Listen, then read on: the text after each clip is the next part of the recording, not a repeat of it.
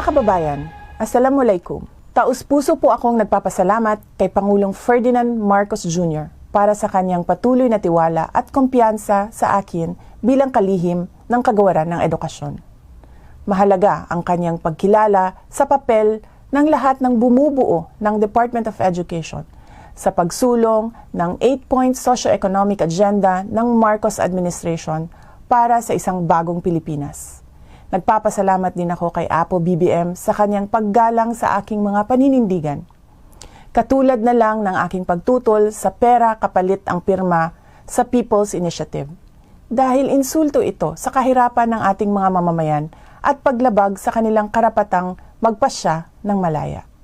At sa halip na charter change, lutasin muna natin ang kahirapan, mataas na presyo ng bilihin, kawalan ng trabaho at hanap buhay, seguridad, at marami pang ibang issue na pasan-pasan